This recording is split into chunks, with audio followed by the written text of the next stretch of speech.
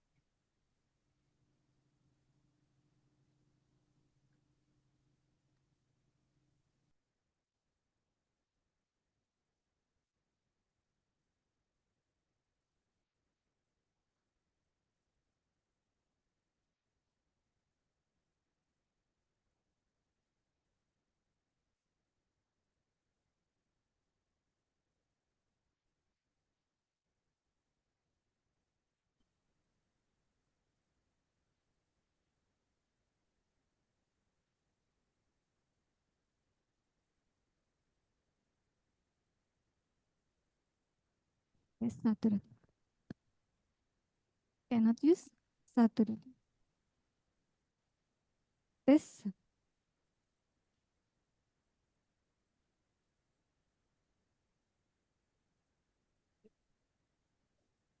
tes satu. Tes satu.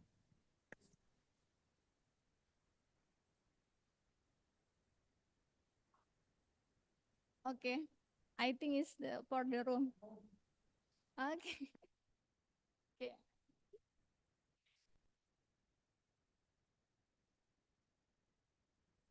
Okay, okay. Okay. I'm continue present. Continue present. Okay. Okay. Cyberhawks can,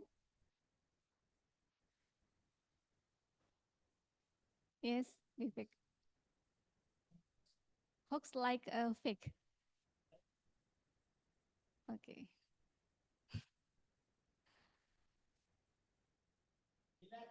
Okay, thank you so much. I'm relaxed. Okay, I'm continuing. Okay, cyberhawks can appear in several forms, like fake news, and then designed to deceive and say public opinion, phishing scam, stealing personal or financial information by initiating a trust organization and fabrication warming, which cause panic or lead individual to take dangerous action, such as downloading malware to accessing a friendly website. And next, hoax detection has been of critical research as in response. prediction in digital platform. Early methodology approach leveraging in traditional machine learning technique, including support machine learning SVM, naive Bayes, and decision tree. And next neural network architecture, particularly long-term memory or LSTM, and convolutional neural network and CNN have demonstrated superior capability in automatically extracting hierarchical feature from the textual data.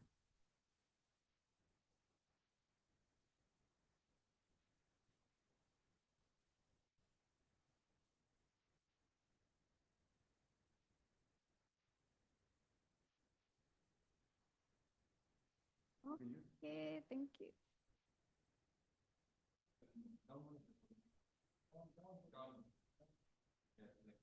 Okay.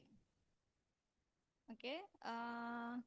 LSTM model excel in capturing and execution for contextual nouns text, while CNN demonstrate remarkable prudently in identifying platform sign. Approach abroad, notability language specific variant like Indobird. Okay. Sorry. This is okay. In this research, a semantic approach was employed to detect hoax news in the Indonesian language using transformer-based model, and the methodology comparison workflow from data collection model and another script hoax and real news data. And next, clean hoax the real news data, and we can going to combine data set using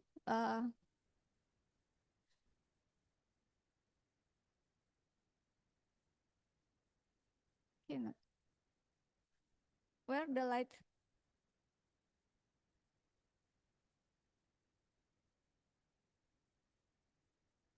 not using. Okay. Can thank you. Okay, thank you. This is the methodology. We can start from the data collection using the Python for the script hoax news, the real news data, and then clean hoax the real news data and combine data set.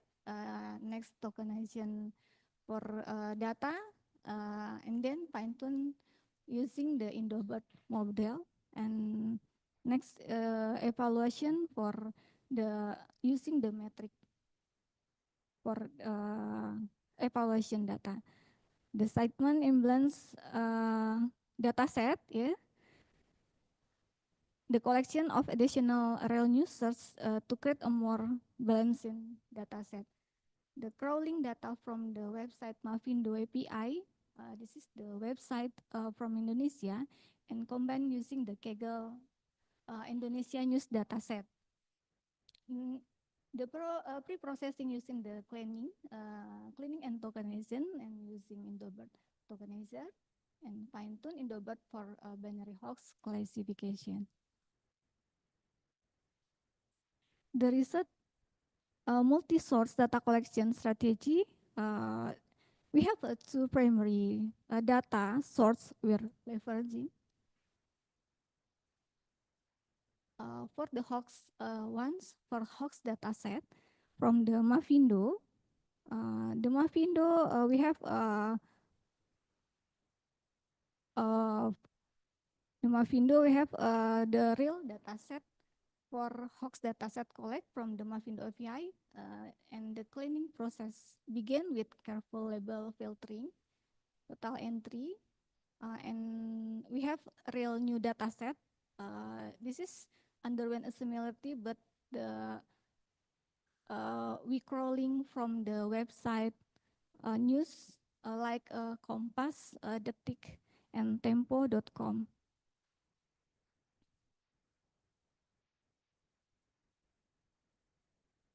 Data cleaning for hoax data set using the from the Mavindo API. We using the cleaning for the preprocessing step designed to enhance the quality and reliability of the data set for hoax detection. And this process involved text neurality technique applies spread to hoax and real news dataset to ensure consist and remove noise. The code potential mislead the machine learning model. And from the API, Mavindo, the cleaning process begin with careful label filtering. Many entry contain metadata or status labels from API. And the real news dataset, the real news dataset underwent a similarity. The cleaning process also implement a text cleaning function. The first remove it from website name and publication information. And next, then eliminated special character and ancestry function and normalize text case and remove extra white space. Lastly, handled potential encoding inconsistent. This is the data preprocessing and dataset comparison. We can see about the emerging the balancing of dataset was performed with careful consider in serial class imbalance. And to address the imbalance, random sampling approach was employed from the large Indonesian news dataset. We have contain dataset into training and then use validation and testing subset. And splitting a strategy ensure that each subset maintain the potential representation of hoax and real article. The final split was configuration as follow training set contains 17 on total data, validation set contain 10% the total data, and testing set contain 10% the contain data. Tokenization. Okay. Tokenization represent a critical preprocessing step that transform a new textual. We using the implementation the Hugging Face transformer library, specifically leveraging the tokenizer from the Indobird-based P1 model, which is optimized for the Indonesian language. The example and using tokenization, and we have a numeric tokens. The base Indobird model, several critical architectural model modification in the memory classification, such as using the pre-trainer Indobird model specifically, which provide a robust linguistic representation of the Indonesian language.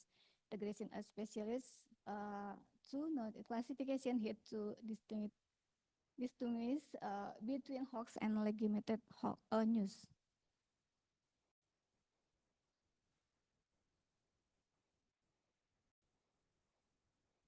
The first model architecture, and then we training configuration and perform metric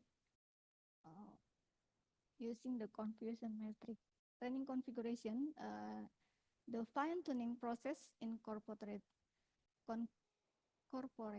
several sophisticated optimization strategy. First, the optimization algorithm using was adaptive moment estimation with Dixai, and the learning rate was set to x 10 minus 5, and a weight Dixai of 0.01 was applied to prevent the model from become overconfident.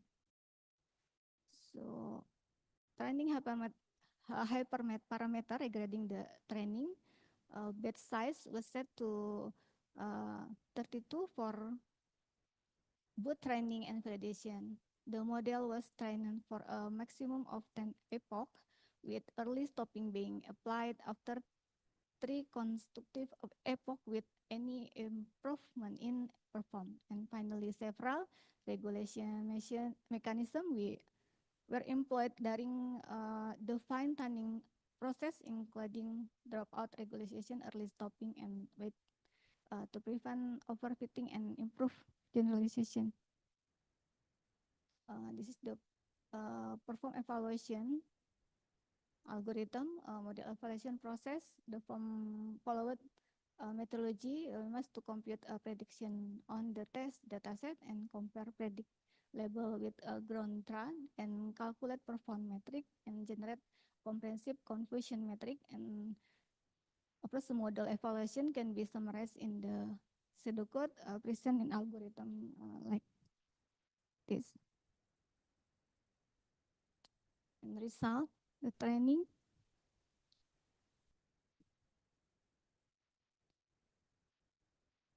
The training and validation perform, the model was fine-tuned over 5 epoch with a batch size 32, 13 learning rate of 5. The training process saw consistent improvement in both training and validation loss across the epoch. The training loss steadily and validation loss lower and similarity rate. And we have result the table. The model achieved an accuracy 98.51% and F1 score 98.44%. Demonstration is strong capability in detecting hoax article. The precision and recall score were are also high at 98.2 to 310 and 98 to 6 5 10% respectively, future affirming the model perform in both correctly identifying hoax and minimizing false positive. And after the tuning, okay, time. Okay, I think the perform summary overall the fine-tuned Indobert model demonstrate excellent perform across all evaluation metric, achieving high accuracy, precision recall, and F1 score, the low validation and training loss, coupled with the result on the test set indicate the model can be reliably used for hoax detection in Indonesia news article. Okay, the conclusion of future work. The study successfully fine-tuned the Indobert Mark based P1 model for hoax detection in the Indonesia language by leveraging Indobert pre-training capability and adapting it to a hoax detection task. The model achievement strong perform across various metric with validation accuracy of 9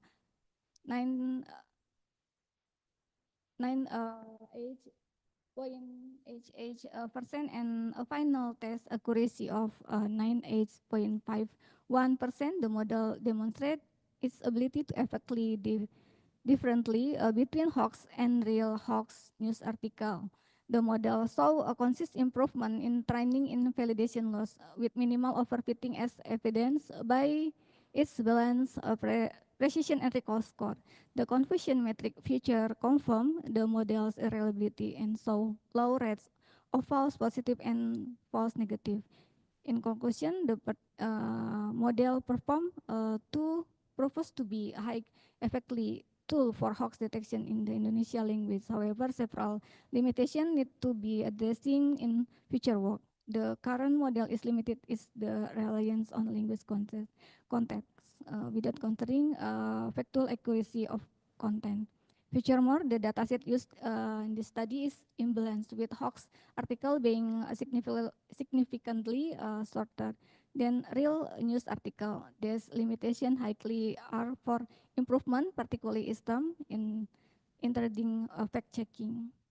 Future research can explore the acceptability of this approach to other Southeast Asian languages such as Malaysia, Philippines, and Thailand, and to addressing the multimodal nature of the hoax in the region. Additional, the model could be extended to other regions such Asia or Africa, and where hoax are similarly preventive.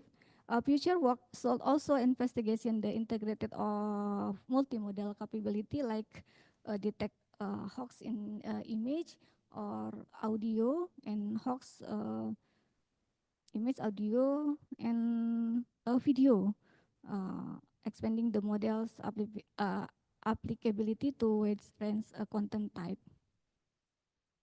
by addressing the limitation, expanding the scope. Okay, maybe future work has the potential to significantly improve the capability of automated hoax detection system, contributing to more effective cybersecurity defense against the evolving landscape for cyber threat. Okay, thank you for the attention. Please. Any question, Doctor? Okay. Thank you, Doctor, for your presentation. It's not really a question, but I just want to know because we are using Indo-BERT model in this study. So maybe you can, brief us a little bit what's the difference between the Indo-BERT and the normal BERT model. And my understanding, maybe the Indo-BERT is based on the Indonesian language. If let's say we are extending the study that we are doing for example, like Philippines or Thailand, what kind of BERT model that they can use, or is it they need another, a corpus database for particularly Thailand language or Philippine language in that sense? Thank you.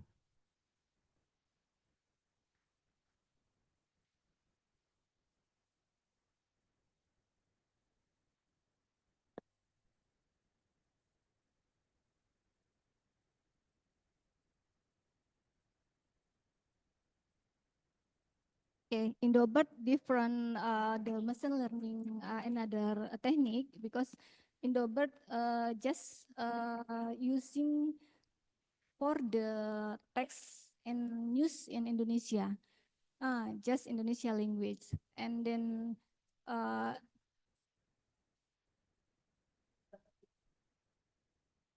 just Indonesia only.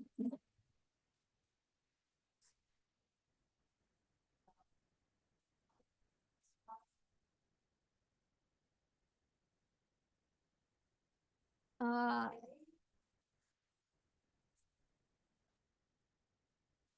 maybe using the transformer another algorithm, but just Indobert just the detection specific in Indonesia. If you want to detect another language like Philippine, yeah, maybe you can using the another algorithm. Not super for language for another language for the Indonesia for the Indobert just the using for detecting hoax in Indonesia language. How many record in your data set? How many record? How many record in data set which used in this experiment? How many records? Record one four 1 million? five four 14 Okay. 14 million data set. Yes. I would like to ask a question. Endobert, special version of BERT model? Endobert. Yes, Special model, special version of BERT model? yes, Special for the Indonesian language? yes, right. For Indonesia, just for Indonesia, Yes. Okay. Indonesia language Yes. for detection hoax. Okay. Thanks. Thank you, Dr. Khalid. Any question, Shabab? Any question? Okay, thanks. Thank you so much for attention. Assalamualaikum warahmatullahi wabarakatuh.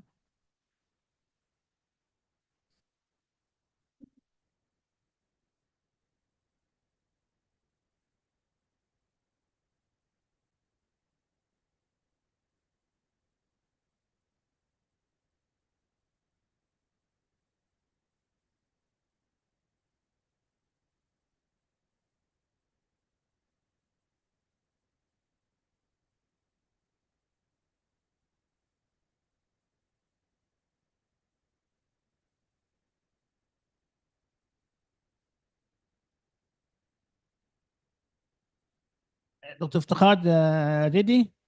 Are you ready? Yes, I'm ready. Yes, okay. Can you start now? Yes, could you please allow me to share my screen? Yes, okay. 1 minute. Have your presentation? Yeah. Yes. Can you start now? Could you please allow me as host for sharing my presentation?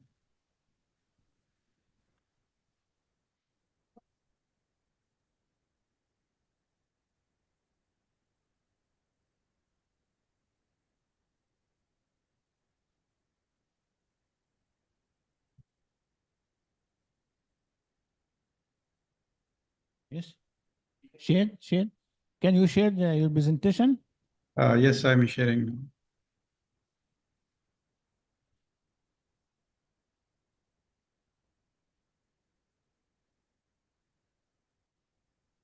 Can you see my screen? Yes. Okay, thank you. It's You me, can- Iftikhar Ahmed. My paper title is Federated Learning Approach to Strengthen IoT-based intrusion detection against low-rate DDoS attack. So the outline of the presentation, first we will start from introduction, related work, proposed model results, and at the end, conclusions. So introduction, so there are so many cybersecurity challenge. One of the cybersecurity challenge is detection of cyber threats. But nowadays, there is a rise in cyber threats. So has led many organizations to enforce stronger cybersecurity measures. So we know IDS is the main tool that provide first line of defense to detect cyber threats. We know there are so many cyber threats are attacked. Many tools are available. Traditional IDS approaches are there. So those are based on centralized approach. So centralized IDS, but they have some issues. For example, data privacy violations, high resource consumptions, computation overheads. So these are the three main issues with the traditional IDS. So we need more specialized IDS that is suitable for IoT based. So for this purpose, I used federated learning. So federated learning, why? It's a decentralized machine learning approach, and it enables model training on edge devices to preserve data privacy. That is the one of the main issue in traditional IDS. So further, there are some benefits of federated learning in cybersecurity. No need to share raw data. So this will maintain privacy. And further, it reduces the communication overheads. So IoT network challenge, sensitive and private data in IoT environments. That is one of the IoT network challenge, and need for secure and efficient intrusion detection system for this purpose. So how we can overcome this issue? The federated learning is best approach in this case. So it offers an ideal solution for maintaining privacy and reducing communication costs. So it works effectively in an environment where data sensitivity is critical.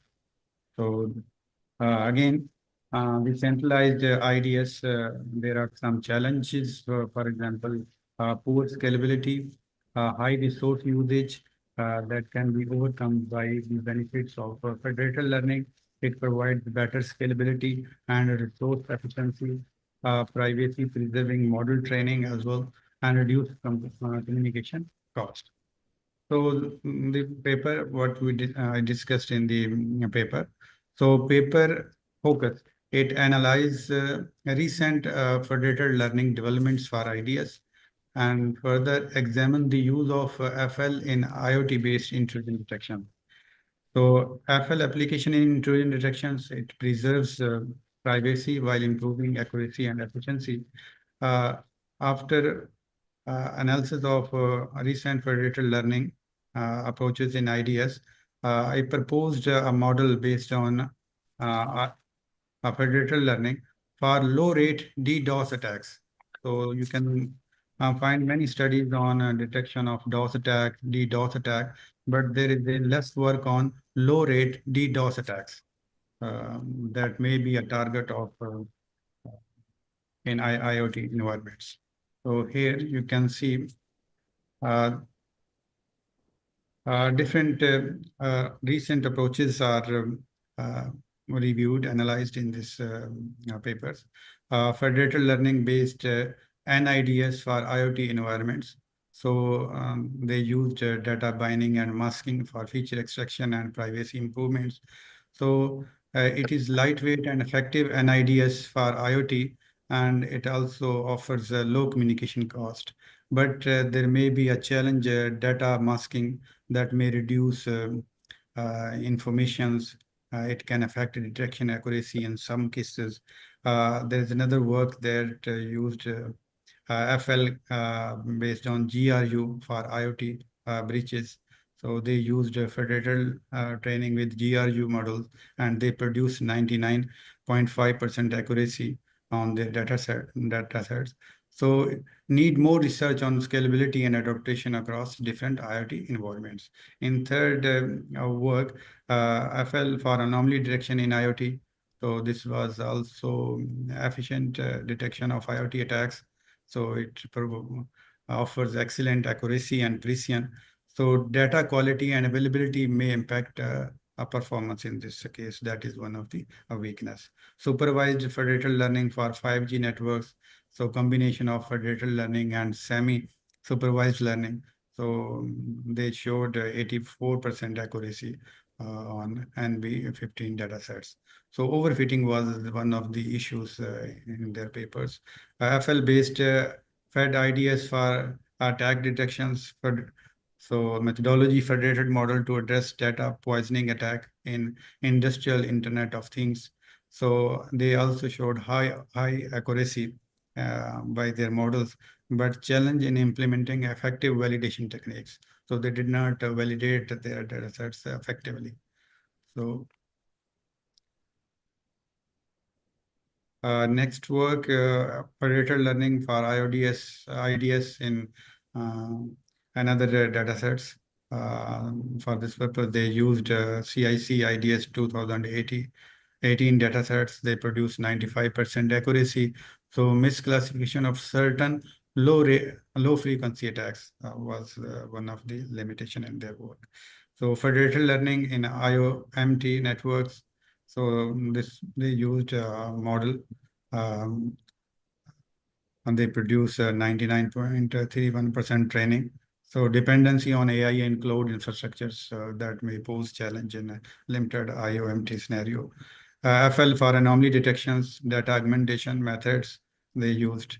They improved accuracy, but there was some performance degradation issues. So in 9 work, FL for privacy and security, they use device-to-device contact. So for this purpose, they produce equivalent performance to deep learning solutions, ensuring privacy and security, but need further optimization to address ambient living challenges. So federated learning for NIDS with diverse data source. So they use incentivization, CTI data sharing to improve their design. So they produce maximum accuracy, but lack of standard data sets. So they use their own local data sets. So there were some privacy concern in data sharing.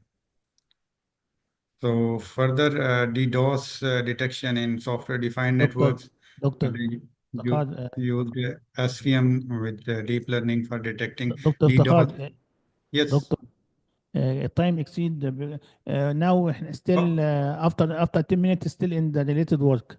Yeah. Maybe skip this point Okay. to okay. Okay, doctor, I can skip it. So you can see most of the work on federated learning in IoT, but less work is on DDoS and especially low-rate DDoS attacks. So I can find only a few works you can see on 17, 18, and 19. So they used in IoT environments. The model that proposed it used well-known methodology. First, we select a data set, then pre-process the data set, and then selected data set models, training, and evaluations. So selection of data sets, many data sets are available, but I selected CIC IoT 2023 data set. And so in this data set, there is a LDDoS that is a subset of the main data set. So low rate DDoS attack. So this is the purpose. So low rate DDoS attacks target IoT device hardware with minimal flow traffics. So this is the issue with the LD DOS attacks. They uses minimum resources and they use low bandwidth. So it's difficult, it's harder to detect them. So this was the main problem, how we can detect low rate DDoS attack in IoT environments. So for this purpose, I selected low rate DDoS attack datasets. So for feature importance, we used random forest classifier to extract important features. So there were 44 features and I selected 35 features. Those are more important. So this is feature importance. Then data preprocessing, further correlation is applied. Pearson correlation coefficient method is used for determining feature correlations. So 35 features were extracted after correlation analysis. Then based on the intersection of both processes, 31 features were selected for the final model trainings. So this is the absolute correlation with the different categories. So this is the final features, 31 features, 44, then 35, and then 31 features. Most prominent features are extracted. So these features are given to the proposed model. The model is based on federated learning concepts. For this purpose, we used this is the models, federated learning server with aggregators. So there are 5 clients. So each client has its own local model and local database. So each client will train on the local model and then their weights are shared with the servers. So then server will aggregate their models weights. So data partitioning divide across 5 clients, each representing independent data source. Local training, each client train random forest model on its data subsets. Global model, unified model via aggregation prediction from local client model and no need for data centralization. So the experiment done on the systems specifications are given here. This is the overall architecture of the models. So central server initialize global model with the starting parameters. 5 clients receive model and train locally on their data. So each client train for a fixed number of epochs. Each client sends updated model weights to the servers. Server aggregates weights using element-wise averaging. Global model update, the server update the global model with the aggregated weights. So this cycle repeats until the model achieves convergence with the better accuracy. So these are the well-known model evaluation metrics: accuracy, precision, recall, and F1 scores are used just to benchmark our outcomes with the previous research. So this is the testing confusion matrix. So this is the accuracy that achieved through the proposed models, 99.91%. Precision, recall, and F1 scores are given here. So further, there are different works, for example, weighted federated learning that produced 98% accuracy, sport vector machine 95, factorization machine 95, RN and LSTM, SVM, DT, and NB. So our approach produce a better result as compared to previous recent research. So on low rate DDoS attacks. So this is the conclusions. We can conclude federated learning may enhance intrusion detection system performance, especially in IoT environments. So it can preserve privacy and further resource efficiency. So model training is on edge devices. So it minimizes the communication overhead and make it more scalable. So there's a impact on IDS. Definitely, it improves IDS performance while safeguarding sensitive data in evolving IoT environments. So in future, so I can explore further techniques based on federated learning. So that may contribute to safer, more resilient network environments. So that is the conclusion of my papers. So if you have any questions, please let me know. Thank you, Doctor. Any question? Doctor, I have a question about botnet. In this research, can you resolve problem of botnet? Botnet. So Yes. yeah, botnet. So for this purpose, it can be applicable everywhere. So in my paper, I focused on low rate DDoS attacks. So botnet attacks can also be a domain for this purpose as well. This So technique can also resolve this problem? So yeah, this is the generic models I used for low rate DDoS attacks. So botnet network, if there is a DDoS attacks, so if that data sets is available, so this model can be applicable there as well. But we need training. Yes, okay. Thanks, Dr. Iftikhar. Thanks. Thank you. Thank you. The next one, number 183, Amjad, Dr. Amjad, Dr. Wael. Dr. Amjad. Alaikum. Alaikum assalam. Are you ready? Yes, I will share the document now. Yes, okay. 1 minute. Okay.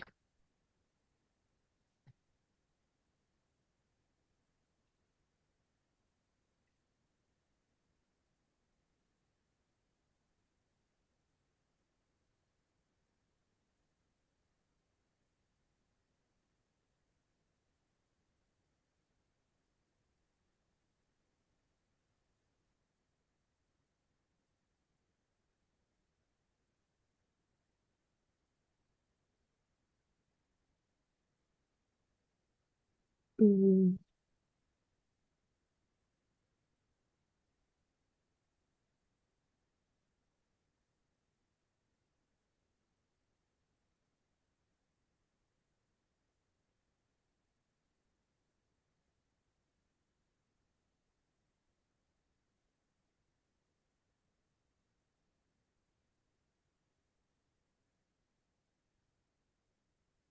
no, I think there's a problem. It's Dr. Amjad.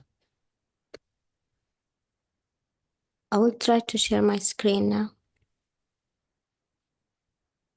Share now. Doctor, share now. I can't share my screen. Can you see my screen now? Yes.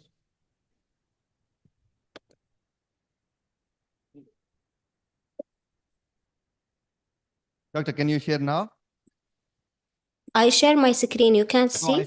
I stopped you because let me check it again if you can share it or not. Can you share it again now?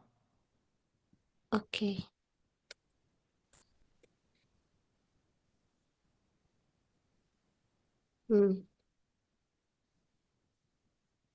I share it. No, it doesn't. You didn't share till now because we cannot see anything like share from your side. Okay, Okay. let me make I you will a host now. share it again. Now, what about now? Just do it now. I think we can see it now. Yeah, it's not clear. It's clear? No, no, not yet. Can you share it again? Stop it and do it again? Okay, Because I make you a host. okay.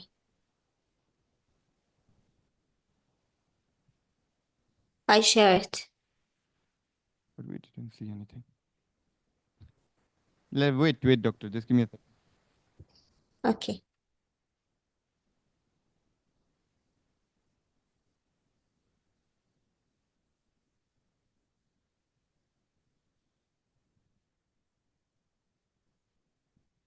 Yeah, can you share now again, please? Okay, I will share it. Bismillah. I share it.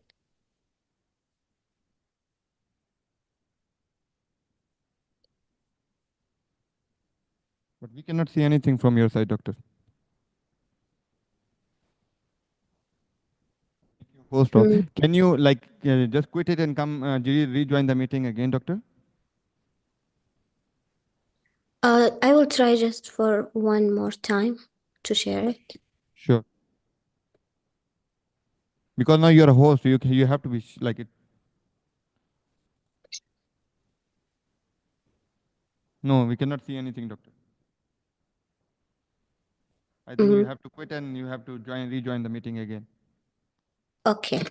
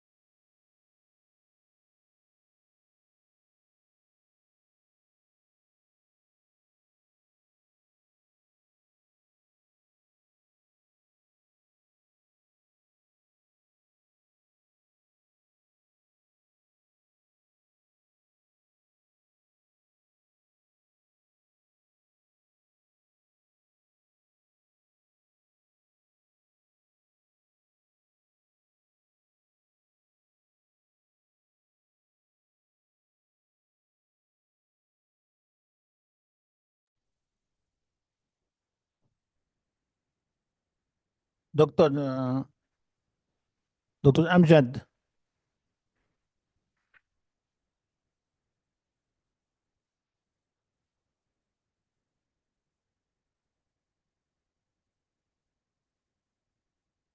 دكتور ايش؟ ماشي. دكتور بشرى can you start? No.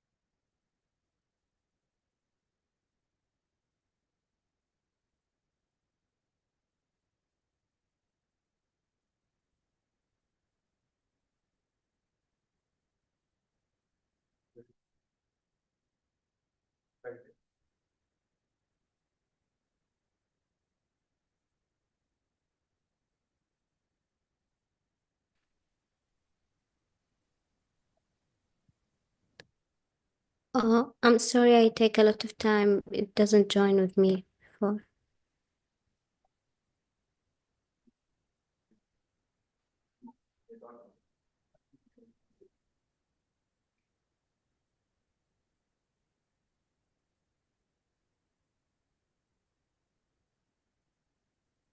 Can you see my screen now?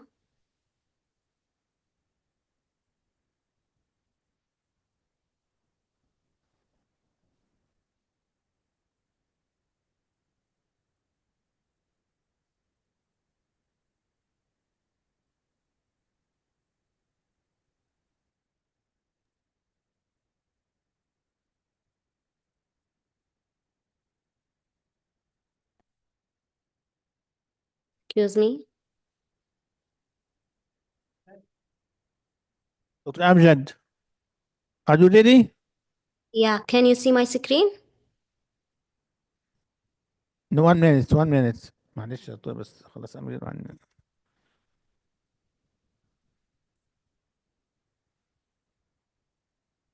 Give us a second only. Okay.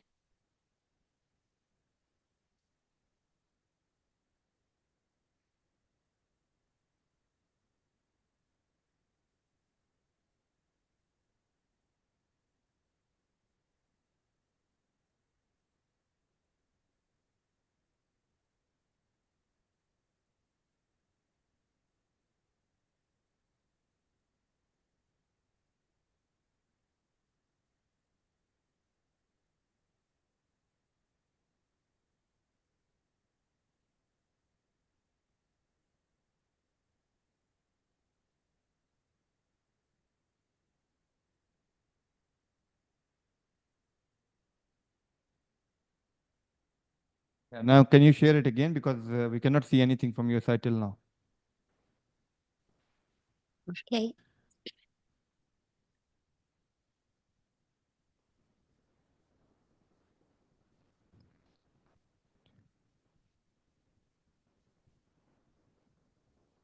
I share the screen now.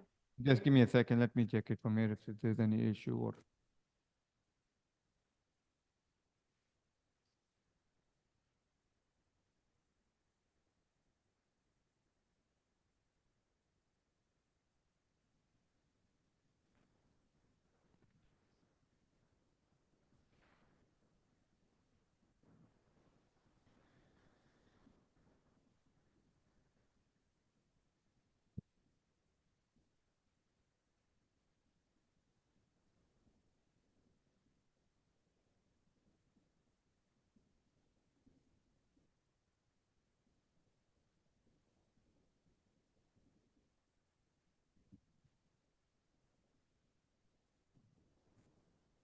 I share it again. Mhm. Yeah, now we can see. You can see? Yeah. Yes, you can start now. Okay, sorry to be late. Good afternoon, everyone. My name is Amjad Al-Mghaddawi. I'm a master's student in computer science department at Taiba University. And today I'm so excited to present our work on a comparative analysis of large language model solidity for Solidity smart contract vulnerability detection. It's a review paper. Through this presentation, we will go through introduction, problem statement, research objective, limitation, and traditional advanced methods, conclusion, and future work. Okay. However, this research or this review paper combine blockchain technology and advanced AI technology, which is large language model. And this combination will transform how we build the next wave of secure decentralized application by securing a smart contract. A smart contract is the piece of code that's stored on a blockchain just to perform a specific transaction or a specific task. So in order to achieve the goal, which is securing a smart contract and securing the blockchain or decentralized application, we have to understand the common vulnerability that may happen to the smart contract because it's crucial in the smart contract security. So we gonna explore some of the vulnerability in this review paper because developers have to be familiar with this common vulnerability to protect ourselves and our application from them. For example, we have reentrancy attack, access control. Reentrancy attack, for example, it's happened in 2016 as DAO hack. If you hear about them before, DAO hack, it was an attacker repeatedly called the withdrawal function before the contract was allowed to update its balance, and it drained approximately $60 million. So the smart contract vulnerability present financial risk as well as we need to mitigate this vulnerability. So in this review paper, we want to evaluate the performance of advanced large language model in detecting Solidity smart contract vulnerability and fine-tuning them to get a better accuracy and better result. So we will address the questions that which large language model perform best in vulnerability detection, how fine-tuning and reasoning approach improve their accuracy, and we will review and explore the existing methods used in this area. Okay, what's the problem statement of this paper? According to the researchers, they use state of art. State of art is tools that detect the pattern for the vulnerability. So they can detect complex logic-based and context-specific vulnerability. They just detect pattern or have a pattern to match it and know which vulnerability is a pair. With recent advanced large language models, smart contract can be made more secure through analysis of complex code, reasoning pattern, and also developer nowadays more familiar with large language model than traditional vulnerability because some of them use it even for code generation. So more of them use it for vulnerability detection. Because of this, we want to know how accurate they are in this field. Research objective study different large language model used in Solidity smart contract vulnerability detection, evaluate large language model performance in this area, and examine the three different approaches: a prompt approach, zero-shot prompt, few-shot prompt, and a chain of thought prompt to know which prompt have give a more accurate result in vulnerability detection. The limitation we have of large language model limited and have a limited understanding because they are, as we know, it's general knowledge, have a general knowledge domain, and we want to use it in a specific domain. So we have to fine tune them.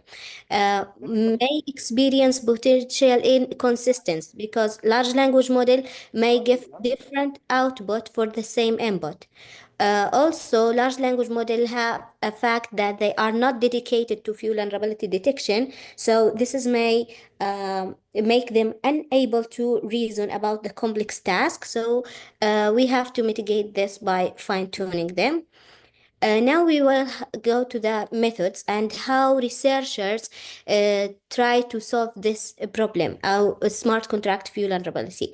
Researchers, some of them use a static and dynamic analysis tool, which examine code without executing it if it is static. Like we have Mithril, Slither, all these tools is a static tool. And there is a dynamic tools which test behavior in simulated environment, like Manticore tool. So it execute the smart contract in simulated environment. And some of them then use machine learning and deep learning. In machine learning and deep learning involves machine learning involves inference algorithms and training phase. Deep learning use a neural network to extract features. Sorry. And this is some related work, sample of the related work we put in the review paper. Advanced methods, when we say advanced methods, we mean the large language model here. We examine GPT 3.5, Code Llama, and Palm 2. GPT 3.5 powerful language model to generate a human-like and useful for analyzing and identifying fuel vulnerability. Code Llama, it's designed for various NLP tasks, so it have to be good in fuel vulnerability detection, and Palm 2 excellent in reasoning and comprehension. So we aiding to detect complex fuel vulnerability using it. And why we think of large language model? Because it's right, machine learning and deep learning technique improved the detection of fuel vulnerability, and they are making faster and accurate result, and they're excellent in detecting complex pattern. But large language model are crucial because they understand the context of a fuel vulnerability better than machine learning, and can handle complex contract logic and adapt to new threats. So we think of large language model may be better than traditional methods. And this is some of the paper that address the large language model in this context. As a conclusion, in this review paper, we explore how we were gonna explore how effective at identify fuel vulnerability in Solidity smart contract using the 3 large language model. And as a future work, we will updating our detection technique to have more fuel vulnerability, because now we work on 4 fuel vulnerability only, which is bad randomness, reentrancy, time manipulation, and arithmetic problem and arithmetic attack. And here we have the reference. And thank you for listening. Please feel free if you have any question. Thank you, Dr. Amjad. Thanks. Well- Any question, Doctor? Okay. There is no any question, Doctor. Thank you. Thank you. You're welcome. Thank you so much. Next, Dr. Bashar. انتهينا.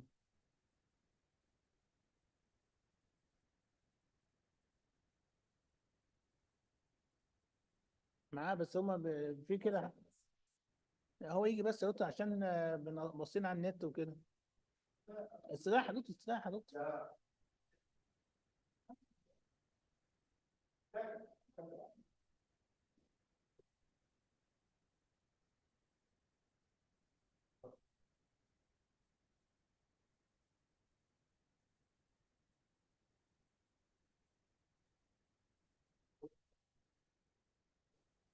ما شاء الله معايا، ما شاء الله يا دكتور. دكتورة دي ما شاء الله عليها دكتورة.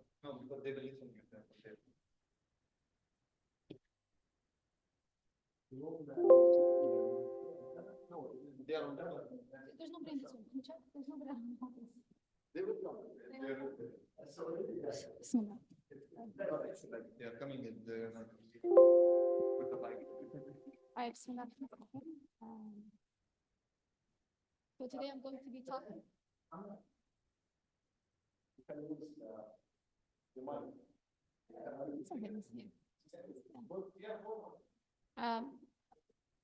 Safeguarding cryptographic protocols against quantum threats by Bushra Al-Anisi, Dr. Muhammad Ishaq, Dr. Muhammad Khamis, and Mr. Attar. So let's begin. So the outline is a problem statement. We're going to look at post-quantum cryptography methods. Then we're going to do some analysis and evaluation. We're going to begin by discussing the vulnerability of current cryptographic techniques. Then we're going to evaluate the post-quantum cryptographic techniques we discussed earlier. We're going to look at quantum key distribution. And then we're going to discuss a hybrid quantum safe system development and conclude. So the problem statement: the integrity of traditional cryptographic protocols such as the RSA and ECC elliptic curve cryptography are being jeopardized by quantum algorithms. And so we're all sending our data across the network, sensitive data, be it for healthcare, be it for financial institutions, for the banks. Governments are sending it because there's a sense of that our data is safe, because even if the data, as it's being passed through the network, it gets caught, it is encrypted. If somebody takes it, it's still encrypted. And using these algorithms and current computing power, it would take an exponentially long time, hundreds, if not thousands of years to break. However, when we go into the quantum paradigm, quantum computing, that kind of changes the speed up of algorithms. So for example, in traditional computing, we have a bit, and we know a bit has a discrete value of either 0 and 1. But when we talk about cryptography, we have something called a qubit, which is similar. Yes, it has values of 0 and 1, but it has a feature of being a superposition. It follows the Kent equation of Kent 0 plus Kent 1 divided by square root of 2, which basically means that the qubit can be a value of 0, it can be a value of 1, and it can be a combination of both at one time, depending on what instance you see it at. In addition to that, it has something called an entanglement, which basically means that the qubits have simultaneous correlation amongst them. So when you're dealing with qubits, hundreds or thousands, even millions of qubits working together, and they are entangled. If you change the value of one, it simultaneously will change the value of the others, and this results in the speed up. So that is the problem. And let me just say that this is important to discuss, to work on, because people know that quantum computing is going to be introduced soon. There's a grab and view later. So everybody's just grabbing the information. Governments, organizations are, yes, the messages are encrypted, but come a few years, maybe 10 years, 15 years, and then they'll be able to read those messages. So some of the methods that are used in post-quantum cryptography, there's one called the lattice-based cryptography, which is security related to the difficulty of finding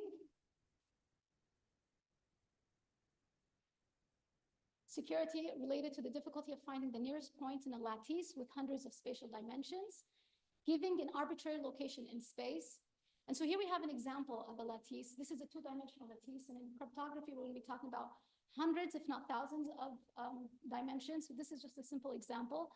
So over here, the red line, we have S0, S1, which is the private key, the S1, S0 vector. And from that, we can get the public key that can be, it's public. Also, using the private key, we can perform encryption on the message. And as part of the message, as part of the encryption on the message, it will also result in an error, so that it moves it more from its original states, right? Giving it an extra level of protection, because moving backwards from that, it would take, even with quantum computers, an exponentially long time to break. Also, we have something that hash-based signatures, which utilize cryptographic hash functions to create secure digital signatures that are resistant to quantum attacks. They offer simple yet secure methods for ensuring data integrity, relying on the collision resistance of hash functions.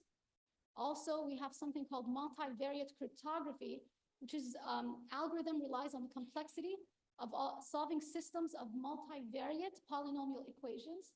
So as an example, we have a simple one here. Again, multivariate, and we have different variables, x0, x1, x2, and they can be polynomial to the power of 2, etc. And so when used in cryptography, it would have thousands of different equations that you would use. And so the equations would be public. However, the key would be the actual values of the different variables that you're using the equations. And so here we have these equations that are that have their values on a finite field of being either 0 or 1. And then in addition to that, so to get 0 and 1s, you apply a modulus of 2. So if we use these values for x of 0, x of 1, x of 2, x of 3, for example, in the first equation, it would give us 1 plus 1, which equals 2. 2 modulus 2 is equal to 0. And so with the secret key, you have the actual values for the variates, and that helps you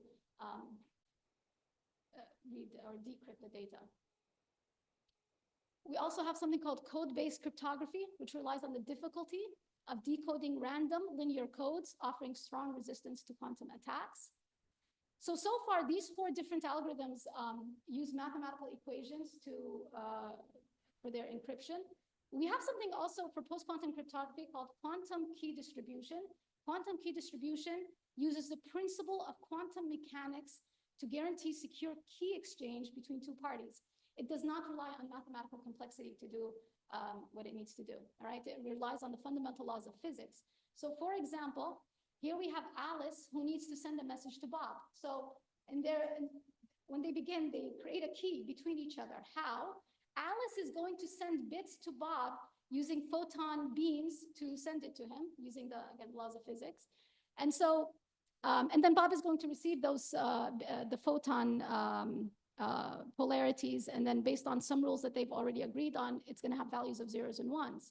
Now, why is this 100% secure? Because if Eve decides to eavesdrop, or anybody tries to go into that channel and try to get the key between Alice and Bob, yes, she can get the photon value, all right, but it will be destroyed. As soon as Eve gets that photon value, it's going to be destroyed, and Eve is going to have to resend the photon value, and there's no guarantee that we'll have the same polarity for all the different bits. So this is why this is a foolproof for guaranteeing that the key, there's no way anybody can eavesdrop on this. And so we introduce a hybrid system that integrates with quantum key distribution with post-quantum algorithms to provide a more comprehensive defense strategy. All right, now, analysis and evaluation. First, we're going to look at the vulnerability of the current classical cryptography. We'll look at the evaluation of post-quantum cryptographic methods that I just discussed. And then we're going to talk about the hybrid quantum safe system. So this phase investigates the vulnerability of RSA, ESS, and AES to quantum attacks. And they are vulnerable using Shor's algorithm. And Shor's algorithm was in the 90s at AT&T Bell Laboratories. But again, it was in theory because quantum computing was not something yet. So with traditional computing using the RSA of 2048 bits, right? You can break it. So again, RSA algorithms would basically create large numbers using prime numbers. And so to break the encryption, you would have to find the prime numbers, factor for the prime numbers, which is a very hard thing to do. You can use the general number field sieve algorithm. So using classical traditional computers, applying that algorithm will take thousands of years, right?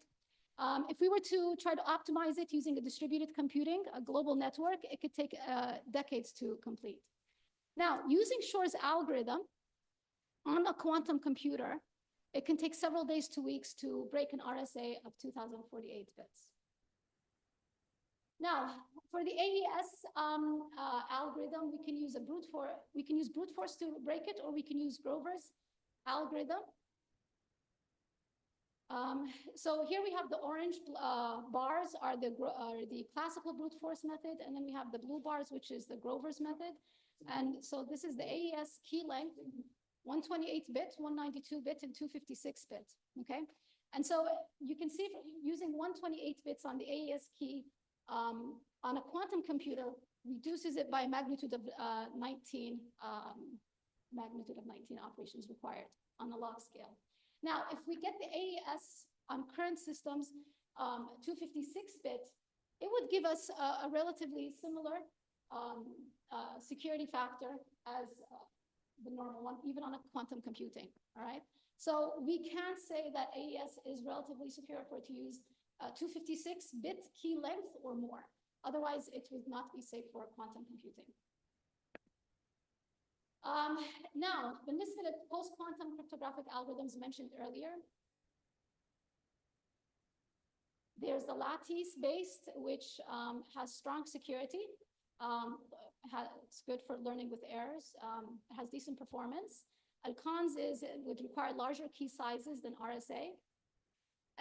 Code-based, it is very robust against quantum attacks, but it requires large public keys in the hundreds of kilobytes. So if key size is not an issue, it's fine. And multivariate cryptography, the one we saw with the different equations, it uses complex polynomial equations, but lacks widespread adoption. And hash-based signature depends on hash function collision resistance, and it's straightforward to implement. However, you can have large signatures with limited key reuse. Moving on, we have a quantum key distribution, which represents a fundamentally different approach because, again, as mentioned earlier, it uses the laws of physics for security rather than some mathematical or complex mathematical equations. So it's a fundamentally different approach to cryptographic security by using the principles of quantum mechanics to ensure secure key exchange. We have two main protocols, the BB84 protocol. Also, we can use satellite quantum key distribution. And so each has its advantages and limitations, and they both, again, provide immediate detection of eavesdropping, because as soon as somebody tries to eavesdrop as the photons are being sent, the photon gets destroyed. So whoever's eavesdropping has to resend it. And again, there's no guarantee that all the bits are going to have the same polarity level. The problem with BB84 is the distance constraint. So the longer the distance between two parties, it's going to reduce the key generation rate. So as a solution, satellite can deal with the problem of distance. However, of course, there's a high cost and complex infrastructure. And satellite quantum key distribution is affected greatly by the atmospheric conditions, right? So here, for example, the BB84 gives us a look at how distance degrades the key generation rate. The longer the distance, the less the ability to generate keys. Here we have satellite-based quantum key distribution. And so on a clear day, when the atmosphere is clear, we have a photon transmission efficiency around 100%. But as more matter, things happen in the atmosphere, fog or different types of precipitation. Again, there's a degradation of the key generation. All right, so having seen all that, an option would be to have a hybrid quantum safe system development, which we see the strengths and limitations of post-quantum cryptography and the quantum key distribution. So a hybrid model should be developed that combines both approaches.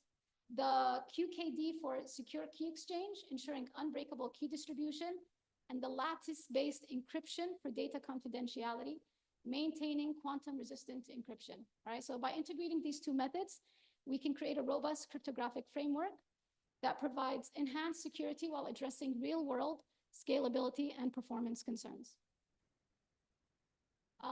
So in conclusion, we saw that classical cryptography is definitely at risk. And as I mentioned earlier, everybody knows that the quantum computers are around the corner, a decade or more, and they're going to be available. So a lot of governments, organizations are just collecting all the messages that are being sent through the internet, even if they're encrypted, because eventually they're going to be able to decrypt it.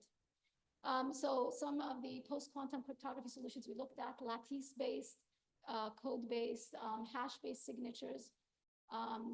Then we talked about the quantum key distribution and how that digresses from using mathematical equations to just using the physics of quantum mechanics. And then the suggestion is to use a hybrid approach, which combines quantum key distribution with something like lattice space for the encryption. Thank you.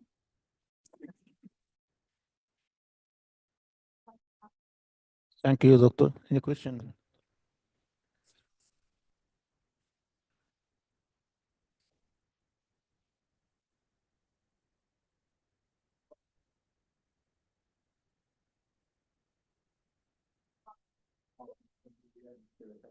Can quantum, the last speaker, who's this correct? It's very important for your trip.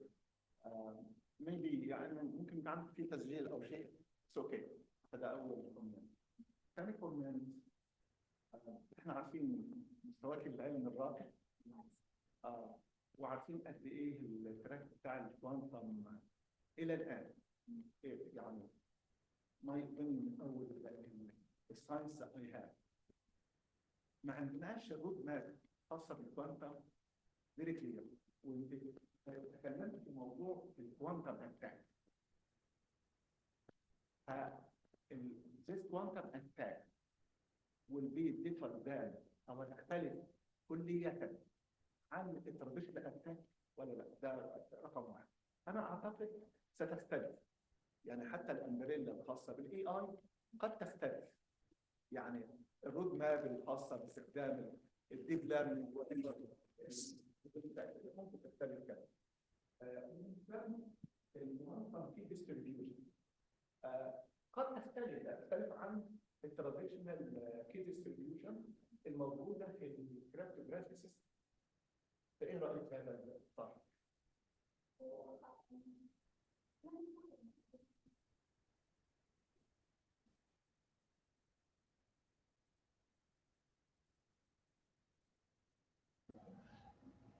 Excuse me, I have a question.